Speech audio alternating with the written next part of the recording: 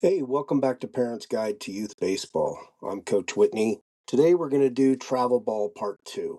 As I mentioned in the first episode on Travel Ball, there is a lot to cover in being able to allow you to make decisions that'll be really important for your youth athlete and your family.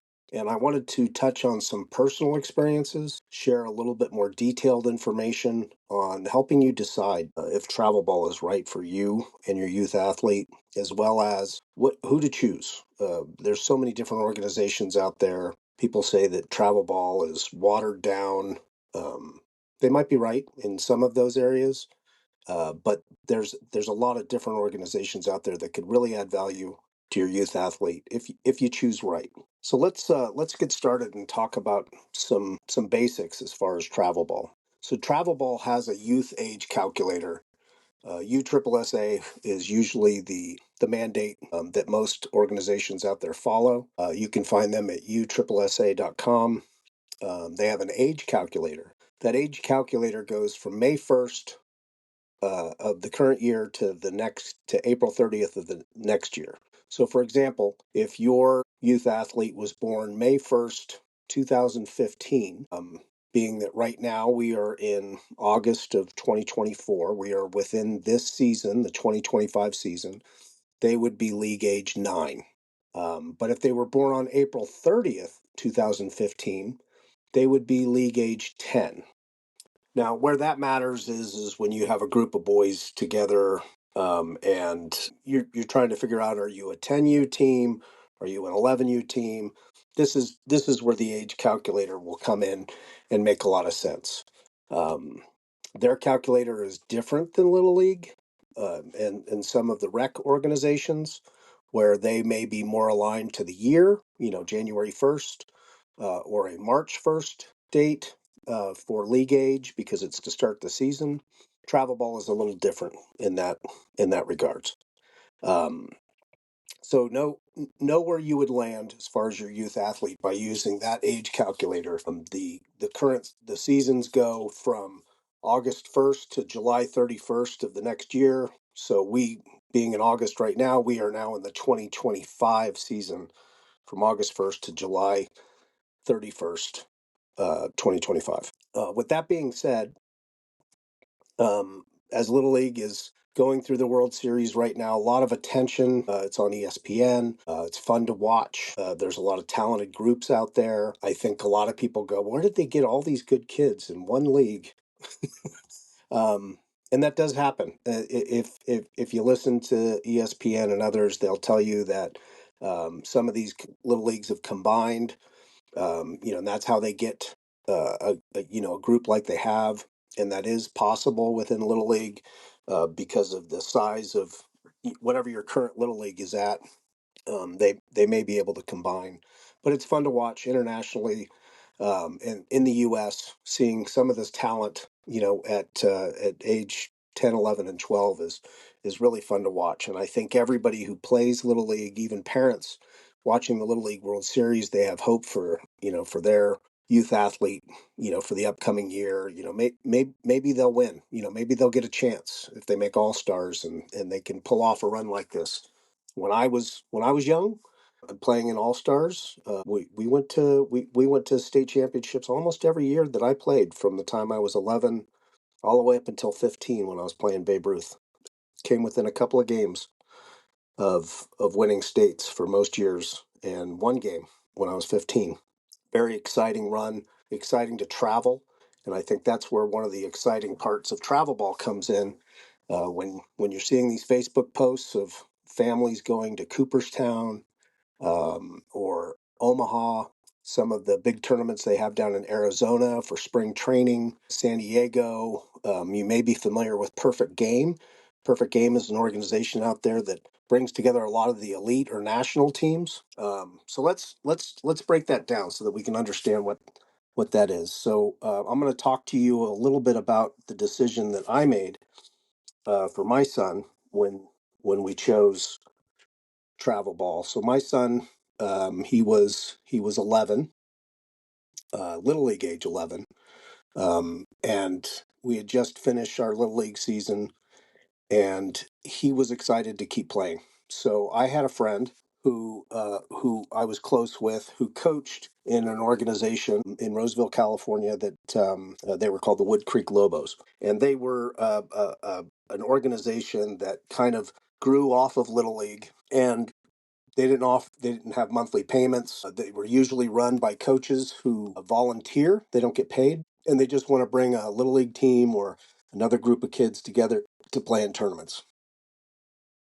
There was also Sac Speed, which was at that time one of the more talented ones that were in the Rockland area, and they had a pay program. There was Golden Spikes, SSC, which is Sacramento Sports Center. A lot of these different organizations out there that I could have had my son try out for. I think he was at a point where he was improving in Little League, and he was starting to put in his own work at home, which is really important. So he had a net, he had a tee, we'd play catch, we'd go out to the field, we'd do some fundamental drills. He would pitch. I built a mound out in my backyard, and he would throw to me back there. And he was starting to show some promise, and he had a decent Little League year to the point where he wanted to do a little bit more. So after talking with the family, we decided to go to a tryout right after Little League ended with the Wood Creek Lobos. And I wasn't planning on coaching. I was planning on being a parent and watching him. But they were short of coaches after the tryout. He made the team. He did pretty well during that tryout, and they really needed pitching. And they had a tournament within 2 weeks, and it was a tournament that was going to be in Sparks, Nevada, a 3-day tournament, a Memorial Day tournament, and we were really excited. We've never done any of this before, to travel like this for baseball, and I was going to be an assistant coach, handle the pitching, and help with some other things in the field. So when we went to that tournament, it's the first tournament we played in. We ended up playing. So if you didn't win enough the first 2 days, you went home on Monday. So you really didn't have 3 days. Um, if you won enough, you got into the third day, and you could keep playing, up to 9 games to get to the championship game, which is a lot of games. If you're talking about 12 to 13 kids, pitchers for that many games, it was a real eye opener. That weekend, my son threw more than 200 pitches, and I didn't like it, but the team wanted him to pitch. The coach wanted him to pitch. He wanted to pitch. And that's one of those things in travel ball that you have to pay attention to.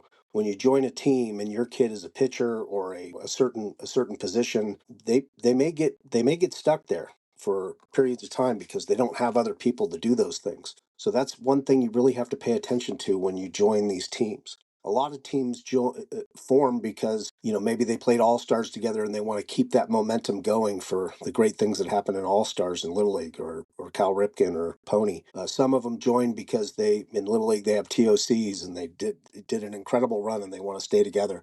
But you got to make sure that you have enough pitching to play in tournaments, which is very different than Little League, where you play 2 to 3 games a week. Even their tournaments aren't the same because they don't play multiple games a day every day, for that. So it makes it really tough. So those are decisions you have to make. After that tournament, we weren't doing very very well. We were losing a couple of tournaments. Hadn't won since that tournament in Sparks. And the head coach addressed the kids after a game using some profanity, and I talked to him about it, and I told him, I said, it's probably not the best to do, not for the kids. Well, enough of the kids complained, and that coach, and this is about playing in a large organization, that coach was let go within just a few days of that tournament. And they had asked me to step in to take over that team. And I know my son wanted to keep playing, and the other kids' parents wanted to keep playing, and they wanted me to do it. So I stepped in and took over that team. And we stayed together for well over 3 years. Most of those kids were 11. By the time they were 14, there were other opportunities for them. But we traveled. We went to Cooperstown. We raised money for Cooperstown. We did the spring training tournament in Arizona. That was another big travel. We did the tournament in Sparks every year because that was a fun tournament. Otherwise, we played pretty much year round near the end, and kids actually left their recreation baseball of Little League or Pony and they played travel ball year round. That's another portion that you're going to have to look at as an impact of playing travel ball is, are you willing to let go of that rec league, which is usually more affordable, guaranteed games? It's important to make these decisions. When my son turned 14, he was doing very well, pitching and hitting. He was a first baseman. He's really tall, big player. Um, and other organizations really started taking notice of him, and he started getting calls. And this is really important for the decisions about travel baseball because it could be an impact on your player. He started getting asked to play in tournaments for other teams as a guest player. I had used a couple of guest players. Most of the guest players I've ever used was because I had kids who were on vacation or they had other commitments, and I wasn't going to have enough to be able to compete in tournaments. So I would use other players to come and um, make sure that we had enough, whether it be pitching or position player. So they were asking my son to do the same thing. After a few weeks of that, he wanted to go and try out for another very talented team. Made the Golden Spikes team, which is a talented organization here. They charged a monthly fee, but it was what he wanted to do. And as a family, we were in position at that time to make to make that contribution to his sports. And he really enjoyed it. But once you get to the point where you're almost near high school, things start changing. Around travel baseball because people start focusing on where they're going to be going to high school. So that team ended up ending right before high school began. He played for another travel team. Uh, at that time, they were called CAB, California Academy of Baseball. Helped run by Butch Bacala, who was a pro scout. I had coached against him a couple of times in tournaments. Had a good relationship with him, and he took my son in, and he played for a few tournaments, including a U.S. Team USA tryout, which my son did pretty well with, and I think that our experience with travel ball was pretty good. But I had a lot of control of that, and that's important. If you're on a team where you don't have any control when you play, how much you pay, um, that makes it tough, especially with the current economy. Where people are at financially. That might not be the best thing for them is to continue to pay monthly payments if they're not seeing the value out of it, or even they're not able to do it. So there are other options out there as you make decisions um, to choose a team. Make sure you look at what will fit best for your family because the longevity matters. There's a lot of team hoppers out there, kids who play for multiple teams. They don't really have a home. I've really enjoyed watching the teams that start with a core group and they end with a core group, over a period of years. And you can watch that growth fundamentally, mentally, physically as they grow. The companionship of families, seeing them continue to grow together and become lifelong friends. That travel team, I still communicate with those kids. They are all in college or out of college, off to jobs, one's in the military. I still communicate with those kids on a regular basis. In fact, I'll be doing an interview in the pretty soon, hopefully within season one, if I'm able to schedule it with one of my players who was a pitcher in college for 4 years and get his insights to share with all of you. But I think those relationships are really important. And as a coach, they're lifelong. The impact is measured, in time, and you can see that growth. And from a positive perspective, seeing who they become is really important. But I hope as you start to experience your youth wanting to play travel ball, that you can take that time to evaluate what your options are around you. The travel teams that are out there, that are national travel teams, a lot of those come with invites. They'll see you play. Your youth athlete is talented, or you can go to a tryout and see if that works. I think that.